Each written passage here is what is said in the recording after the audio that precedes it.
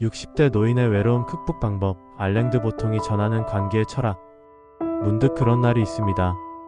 어디에도 내 자리가 없는 것 같고 내가 누군가에게 의미 있는 사람일까 의심이 드는 날. 카페에 앉아 주변을 둘러보면 다들 누군가와 웃으며 대화를 나누고 거리엔 연인과 가족, 친구들이 무리지어 걷고 있습니다. 그런 풍경 속에서 나 혼자라는 사실이 유독 선명하게 다가오는 순간. 하지만 여기서 우리가 놓치고 있는 중요한 사실이 하나 있습니다. 우리는 스스로에게 묻게 됩니다. 나는 외로운 걸까? 아니면 그냥 혼자인 걸까? 이 질문은 단순히 혼자 사는가, 함께 사는가의 문제가 아닙니다. 사람들 틈에 있어도 느껴지는 고립감, 이해받지 못한다는 감정, 연결되지 못한다는 막막함. 그것이 진짜 혼자의 무게입니다. 수많은 사람들 사이에서 혼자라고 느끼는 순간이 가장 참혹합니다. 결혼식장에서, 회사 회식 자리에서, 가족 모임에서도 말이죠. 왜냐하면 그 순간 우리는 깨닫게 되니까요. 물리적인 거리가 문제가 아니라는 것을, 마음의 거리가 진짜 문제라는 것을. 그렇다면 세계적인 철학자 알랭드 보통은 이 문제를 어떻게 바라봤을까요? 알랭드 보통은 사랑의 기초에서 말합니다. 우리는 모두 사랑받고 싶어 한다. 그러나 그 사랑은 이해받고 싶은 욕망에서 비롯된다. 이 말은 우리에게 중요한 통찰을 줍니다. 외로움은 단순히 누군가와 있지 않아서가 아니라 나의 마음이 들리지 않기 때문에 생긴다는 것. 생각해보세요. 당신이 가장 외로웠던 순간은 언제였나요? 아마도 가장 많은 사람들과 함께 있었던 순간 중 하나일 겁니다. 그 이유는 간단합니다. 우리는 사랑받기를 원하는 게 아니라 이해받기를 원하기 때문입니다. 그런데 여기서 우리가 마주하게 되는 현실적인 딜레마가 있습니다. 그러니까 진짜 관계는 서로를 이해하고 싶어하는 마음에서 시작됩니다. 하지만 문제는 세상이 그만큼 여유롭지 않다는 데 있습니다. 우리는 바쁘고 피곤하고 때로는 나조차 나를 돌볼 여유가 없습니다. 그런 현실에서 진심으로 누군가의 마음을 듣는다는 건 쉬운 일이 아니죠. 현대 사회는 속도를 요구합니다. 빠른 답변, 빠른 결정, 빠른 만남. 하지만 마음은 속도를 낼 수 없습니다. 마음은 시간이 필요하고 여유가 필요하고 때로는 침묵이 필요합니다. 이런 불일치 속에서 우리는 점점 더 표면적인 관계에 머물게 됩니다. 그래서 사람들은 두 가지 극단적인 선택을 하게 됩니다. 그래서일까요? 사람들은 점점 더 혼자를 택하거나 아니면 가짜 연결에 안주합니다. SNS 속 친구, 대화 없는 만남, 표정만 웃고 있는 관계들. 이럴 때일수록 우리는 외로움에 더 민감해집니다. SNS에서 수백 명의 친구를 가지고 있지만 정작 깊은 대화를 나눌 수 있는 사람은 몇 명이나 될까요? 우리는 좋아요와 댓글로 소통한다고 생각하지만 실제로는 점점 더 피상적인 관계의 늪에 빠져들고 있는 건 아닐까요? 하지만 알랭드 보통은 여기서 놀라운 관점을 제시합니다. 외로움은 결핍이 아니라 인간의 본능적인 신호입니다. 그것은 나는 누군가와 연결되고 싶다는 몸의 메시지입니다. 알랭드 보통은 이 점을 강조합니다. 사랑이란 완벽하게 이해하는 것이 아니라 상대를 이해하고 싶어하는 끊임없는 시도다. 외로움을 느낀다는 것은 당신이 살아있다는 증거입니다. 당신이 누군가와 연결되고 싶어한다는 증거입니다. 그것은 부끄러워할 감정이 아니라 오히려 인간다운 감정입니다. 그렇다면 우리는 어떻게 이 시도를 지속할 수 있을까요? 먼저 나 자신을 진짜 이해하려는 노력이 필요합니다. 외로움은 때로 자기 자신과의 단절에서 시작됩니다. 나는 지금 어떤 감정을 느끼고 있지? 나는 정말 어떤 관계를 원하는가? 이런 질문들은 내가 나와 연결될 수 있는 중요한 시작점입니다. 많은 사람들이 외로움을 피하려고 바쁘게 움직입니다. 더 많은 사람을 만나고 더 많은 모임에 참석하고 더 많은 활동을 합니다. 하지만 정작 자기 자신과 마주할 시간은 갖지 않습니다. 그러나 진짜 관계는 자기 자신과의 관계에서 시작됩니다. 여기서 한 가지 실제 사례를 들어보겠습니다. 60대 중반의 한 여성은 남편과 사별한 후 심한 외로움에 시달렸습니다. 자녀들은 모두 독립했고 친구들과의 관계도 점점 줄어들었습니다. 그는 말합니다. 아침에 눈을 뜨는 순간부터 아무에게도 말 한마디 하지 않고 하루를 보낼 때가 많았어요. 처음에는 그저 견디기만 했습니다. 텔레비전을 켜놓고 라디오를 틀어놓고 소음으로 침묵을 메우려 했습니다. 하지만 그럴수록 더 공허해졌습니다.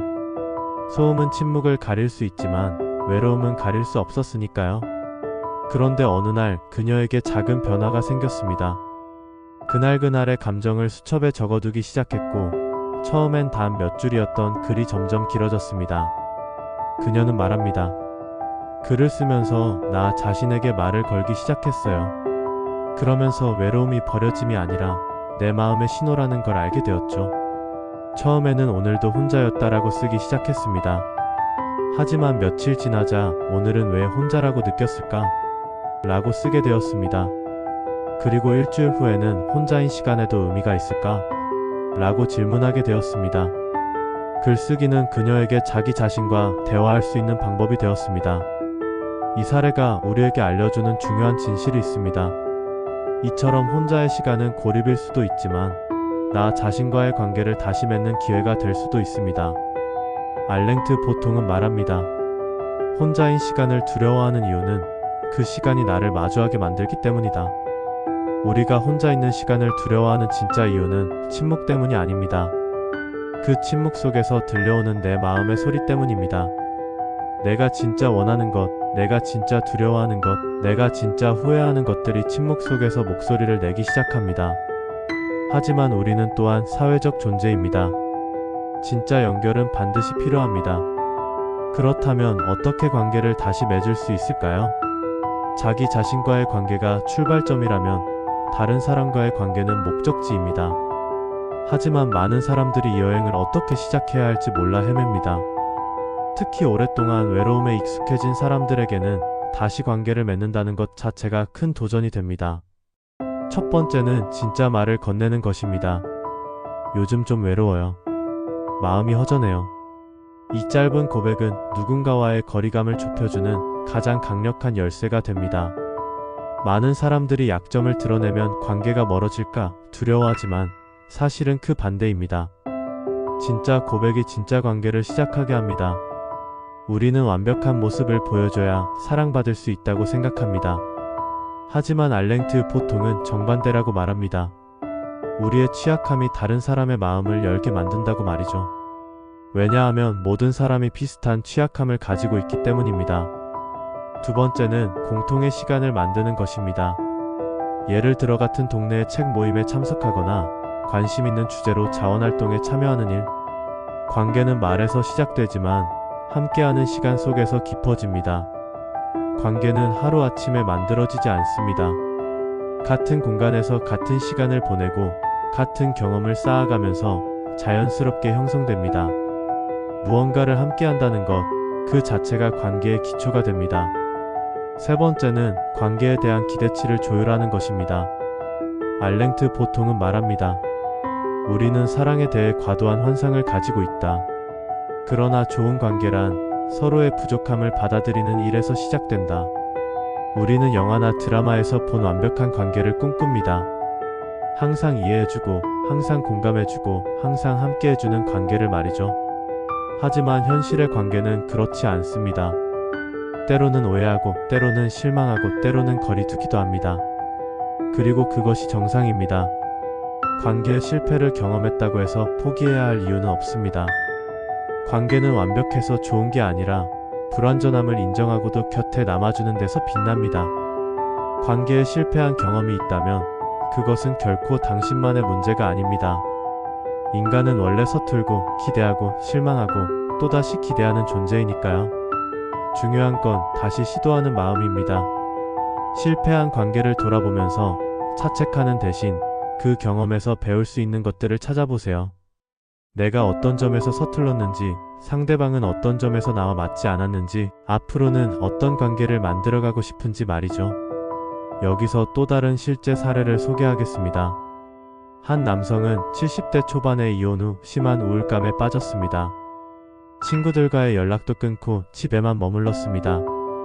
40년 넘게 함께 살던 아내와의 이별, 그것도 갈등 끝에 이뤄진 이별이었기 때문에 상처가 컸습니다. 처음 몇 달은 분노와 후회가 교차했습니다. 내가 뭘 잘못했을까? 그때 다르게 했다면이라는 생각들이 계속 머릿속을 맴돌았습니다.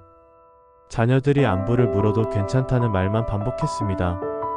실제로는 전혀 괜찮지 않았지만 짐이 되고 싶지 않았습니다.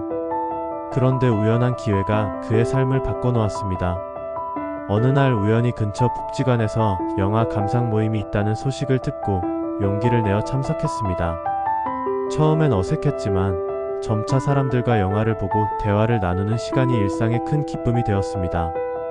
처음 모임에 갔을 때는 거의 말을 하지 않았습니다. 그냥 뒤쪽에 앉아서 영화만 보고 조용히 나왔습니다. 하지만 사람들이 자연스럽게 인사를 건네고 차를 권하고 간단한 대화를 나눴습니다.